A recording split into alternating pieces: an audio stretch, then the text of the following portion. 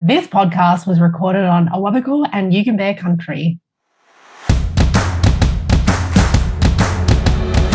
Hi, I'm Paralympian Fearnley, and I'm jumping on it right now. My You Little Ripper moment, I'm doing it before our next host, Ella Sabljak, says, I'm jumping on my You Little Ripper moment, and it is the International Wheelchair Rugby Cup has gone to Australia. Gold to Australia. They won, defeating Canada 53-48 in Paris. Go Australia. That's my You Little Ripper moment. I beat you. And who is joining me except for... I'm Paralympian Ella Sabljak. This is You Little Ripper, the place that we celebrate all things parasport. And I had to jump on my You Little Ripper moment because, of course, the great Ella Sabljak was on the rugby team that brought home the gold medal. Ella, how are you feeling?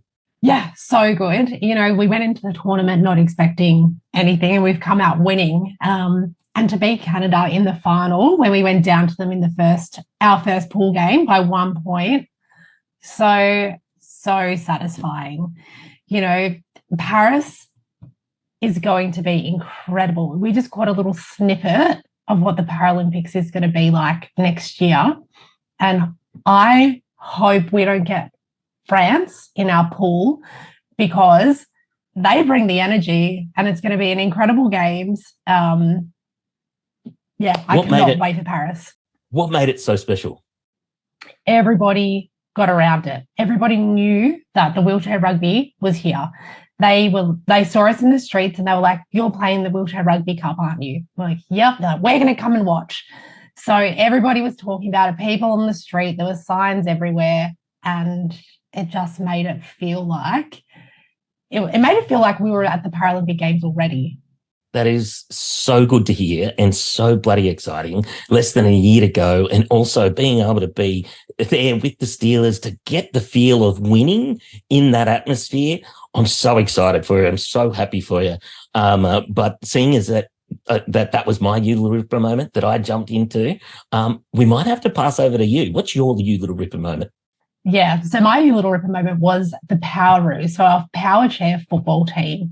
They competed at the World Cup recently. They finished sixth after losing to Denmark 0-3. But I just want to pause here and talk about Rebecca Evans. She's the only female power football player in the country. So I think that is pretty incredible. She's paving the way for other people to play power football. And she's looking forward to the World Cup next year in in 2026. We have such a strong history of having amazing leaders, young women leaders within the Paralympic movement. Of course, nowadays we have Madison De Rosario. The movement itself was built, taken to the next level by the great Louise Savage. It's so amazing to see outside of the Paralympic movement, to see great, powerful young women with disabilities flying the flag. Absolutely. And I can't wait to see who else comes up. Around the ground. Ella, there is so much on the calendar over the next months. What's standing out for you? Yeah, so we can see that people are trying to qualify for the Games next year, so that we're going to see a lot of competition happening. We've got the Aussie Bells flying out to China in November to take on the best in our region at the IBSA 2023 Asia Pacific Regional Championships. So this will be a crucial tournament for that team to qualify for Paris. We also see our para table tennis team heading over to the Solomon Islands next month, where more qualification spots for the Paris Paralympic Games are up for grabs. Kurt? I forgot to ask this question. Are the Steelers in? Is it locked away? No, not yet. So we didn't qualify at our initial tournament a couple of months ago in Japan, where we lost to Japan. However, next March, we have our qualifying tournament in Wellington, New Zealand. So just across the ditch. More exciting things to come. And of course, we'll be reporting it on here, You Little Ripper, the place that you find all things parasport. We have another big month for Australian cycling. Oz Cycling has announced that Adelaide will host the opening round of the 2024 UCI Paracycling Road World Cup as part of the Santos Tour Down Under festival events. It is the first time that the Para World Cup has been held in South Australia. Australia has hosted it before, but back in 2011 in Sydney.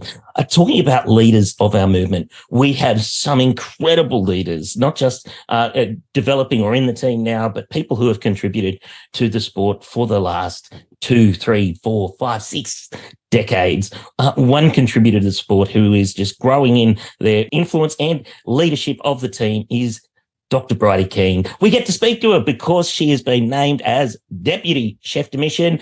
Dr. Bridie Kean, welcome to You Little Ripper. Thank you. Thanks for having me. Congratulations, Chef de Mission. How's it feel, the big boss? Deputy Chef de Mission. You've been upgraded. Breaking news. No. Yeah, it's an honor, honestly. It's really exciting. I still don't believe it. Still feels a little surreal. A bit like when you make the Paralympic team and you're like, I'm going, but it doesn't really hit home for a while. Yeah, but you have a wealth of experience, Bridie. Like, you went to Beijing, London, you were the captain of the gliders, so you have so much experience in this leadership position. I think you're going to grab it with both hands and, you know, take it to the moon. I'm so excited to see you in this role. But when you're over there, what kind of challenges are you anticipating when you get to Paris? Oh, it's a really good question. You know, I think that is the nice thing. It's bringing up lots of memories of Beijing and London. And I think about what were some of the challenges maybe we as athletes created for the leadership. Some do come to mind, but it's I guess that's what I'm thinking. It's like, it's whatever happens. It's a bit like travel. You know, anytime you travel anywhere, you're going into the unknown. We don't know what's going to happen over there. That will probably be the challenges that we do face. But what I feel really comfortable about is knowing that with Kate's leadership, I guess my job will just be to be a team player, which is what I love, and it will be to whatever happens, you know, respond to that in the way that Kate and the leadership team direct me to, and just do my bit. And I think that that's what's so exciting. It's like, we're just going to go in there, give it our all, and, you know, work together as a team. So I guess the challenges that not that I hope I respond to, but it's knowing how much pressure athletes are under once they get to a Paralympic Games. And preparing for this podcast, I always remember I was thinking of you, Kurt, like in the village, and I remember seeing you, and I think people have this idea that it's really glamorous over there and that all we're doing is just lapping it up. And I saw you one day out getting a coffee, and I was like, oh, what have you been up to?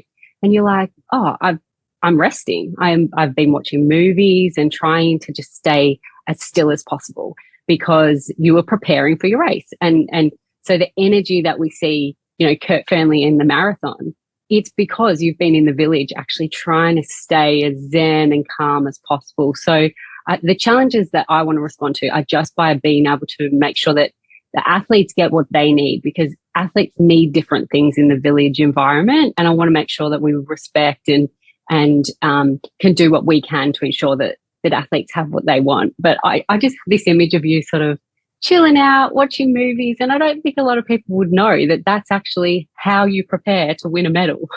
Yeah, but sometimes, so me in the latter half of my career, I knew that, right? Like I was able to take ownership of my entire process. But what do you tell the 15-year-old kid who doesn't know what they're going into, who is so excited they're bouncing off the walls, who doesn't really know how to process the amount of energy that's around them? What are you going to tell them? I think first of all, I'm going to listen to them, and I'm going to just want to hear, you know, what it is that they're going through. We all, and especially being in a team sport, I know our team was like that. The gliders are like that. We all respond to the excitement of the games differently. And some of us really want to be around that energy, and it actually energizes us as opposed to draining us. But I think I would first of all just ask that athlete, like, you know, when you've performed at your best in the lead up to these games, like, what is it that's happened around you? Like, what is it that, you know, makes you feel a bit overwhelmed, or it makes you feel really calm, and actually listen to them about, you know, what they need. And I think, you know, because there's nothing like telling someone what they need, like, oh, you're going to get really drained if you're around that energy. I think it's important to listen to the athletes, but then also, you know, acknowledge that the Paralympic Games is next level. Like, we may have competed at international tournaments, or most of the athletes obviously will have to have even qualified for the Paralympic Games, but it's not like an international competition. It's just this whole other level of excitement. And I think that you're right. As a young athlete, I don't think you've been through it to know like how it either sort of provides you with more energy for competition day, or it can actually take away some of that focus. So I think it's a really important question to ask them, like what makes them perform at their best. Well, I can't think of anybody better for the job, Bridie. I know with the gliders, you just spoke about the gliders. You were that, that calm presence. I know obviously it didn't feel very calm when we were out there playing together, but you were that calm presence. And I know I did, and a lot of the other young girls looked up to you and like, what would Bridie do? So I couldn't think of a better person for this job. Oh, thank you. That's so nice to hear, Ella. But honestly, going through my head are things like, what would Brendan Burkett do? What would Kurt Fearnley do? I remember the first time I had to speak, we spoke to the Prime Minister in the lead up, and Kurt, you were there, and we about to go on stage. I was like, Kurt, I need to go to the toilet. I got to go. And you just like grabbed my hand and you're like, you're okay. We'll go up together. And then I was like, I'm going to trip over.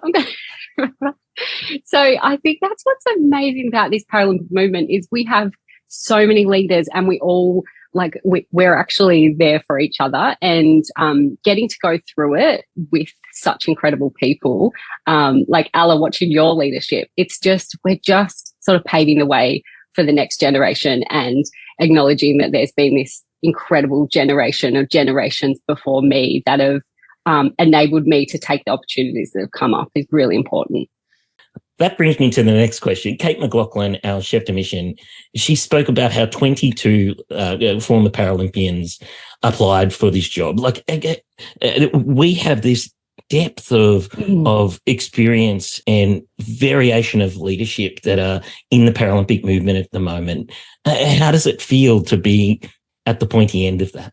It feels surreal. Like, it feels like just being a part of this incredible team of people. It's I look around, and I think leadership is, we all have different styles of leadership. And I think what the Paralympic movement has enabled us to do is be ourselves within that movement. And there's going to be so many opportunities that if we are given them, Paralympic athletes will do an amazing job. And that's leadership, whether it's like this role within the Paralympic team, but even outside the Paralympic team and outside the movement, outside, to the wider sport movement. I just look around our colleagues and our peers and think the people that motivated me to even get into Paralympic sport. Liesl Tesh at the Sydney 2000 Paralympic Games, signing my prosthetic foot and telling me to go play wheelchair basketball.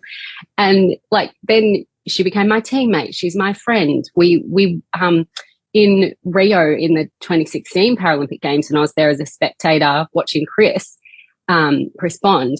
Liesl came out on her day off, and we ran into Sir Philip Craven on the streets, and we went and had a conversation with Sir Philip Craven about the importance of the Paralympic movement. Like, this is such an incredible group, but I think Paralympic athletes have needed to be leaders outside the sporting arena. And now the opportunities that I hope Paralympic athletes continue to get is going to make an impact, not just to Paralympic sport, but to society in general. So I think it is an honour to have this position, and amongst 22 applicants for sure. But I just think I want to see us continue to be at the top of leadership in every realm of life. Absolutely. Speaking of that, though, you're the first para-athlete in over 10 years to be in this leadership position within our Paralympic movement in Australia. Incredible. You are paving the way, Bridie Kean. How does that feel? Oh, it just a little overwhelming at times. No, it feels like such an honour and privilege. And I guess I don't want to have any blind spots either. I want to make sure that, I represent the lived experience of myself, but I really want to make sure that I'm representing what this position means as well. So it feels like an incredible honour, but it's just the beginning. I haven't done anything yet. And it's what happens in the next 9 months that I want to make sure I don't miss a beat, and, take into consideration the many diverse and important perspectives of our Paralympic team, and learn from this position and sort of give back to the Paralympic movement, but also make sure that it's something that we can continue to have, provide the value that it will to our leadership team at the Paralympic Games. Moving on from this incredible role that we're all in no doubts that you're going to nail, your responses to the questions about, hearing from the variation of athlete and respecting the diversity in the team. I'm so proud that is actually feels like it's ingrained in the team at the moment, that we have a culture that is genuinely respecting and looking for opportunities to raise the voices of people with disabilities. The other great opportunity that is on our doorstep that I know that you have invested a lot of time into when it comes to the legacy of 2032 of the Paralympic Games in our home country, Southeast Queensland. What do you think about that? What are your hopes for I know there's the Olympics as well, but the 2032 Paralympic Games, what do you hope is the legacy for our community? Oh, it's such a good question, Kurt. And I've spent a lot of time thinking about it, because when I think about 2032, I sort of think of it in terms of games and then legacy. And I think the games are well on track. We're going to have the best games ever. No doubt about it. For legacy, I think it's really important because we need to be planning yesterday. And that is happening. But for me, what I would love to see is the Paralympic Games is this incredible opportunity for people with a disability who are eligible to compete at the Paralympic Games in, a set amount of sports. And we need to take that opportunity and have the best and biggest Australian Paralympic team compete on home soil. But we know that people with a disability, both eligible for Paralympic sport and not eligible for Paralympic sport, do not have equal access to sport. They do not have equal access to education. They do not have equal access to employment. I work at a university. I'm a lecturer in public health. And so the two areas I'm so really passionate about are sport and education. And I do think that their opportunities are interconnected. And what I really want to see is that we use this opportunity to ensure that every child with a disability who wants to engage in sport has that opportunity as a result of hosting a 2032 Paralympic Games.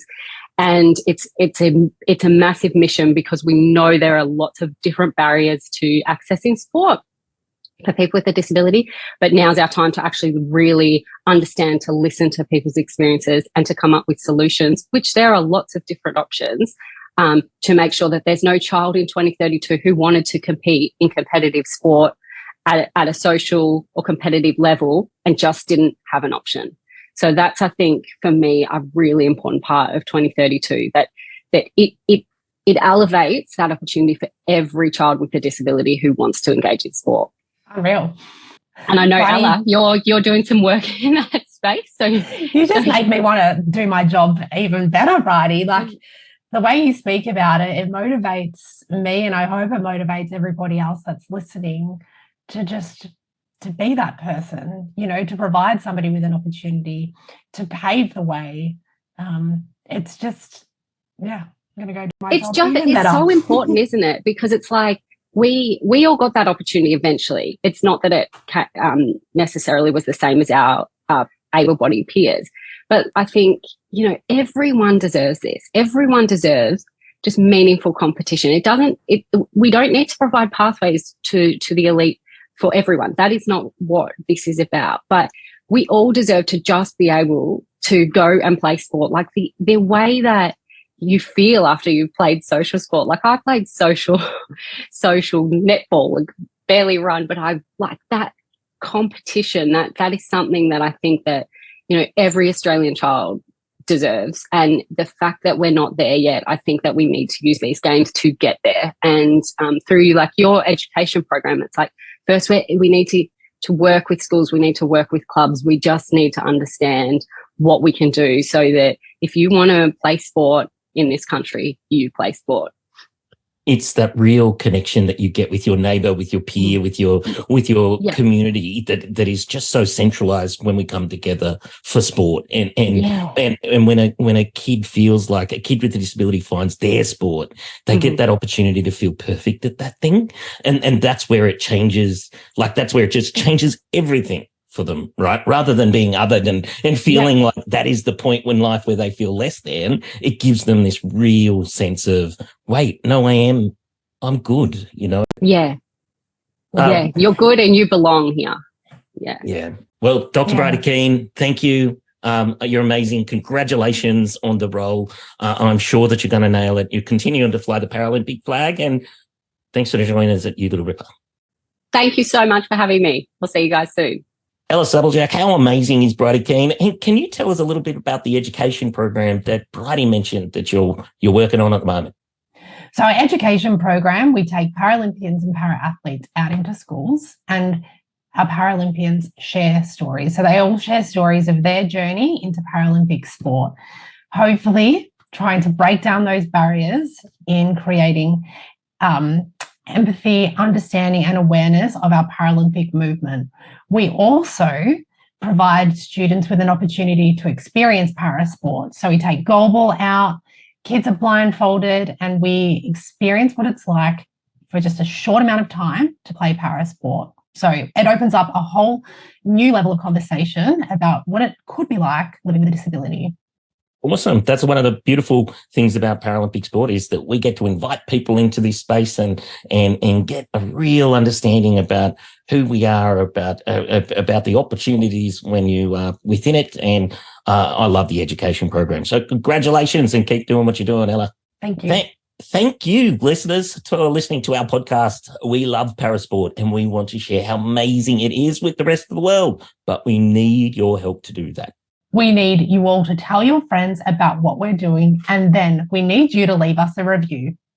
And we'll be back with more interviews with your favourite athletes. So make sure you followed You Little Ripper on socials and wherever you get your podcast from. We'd like to say a big thank you to Toyota for supporting this episode of You Little Ripper. Oh, what a feeling. Thanks, Toyota. Thanks, Toyota.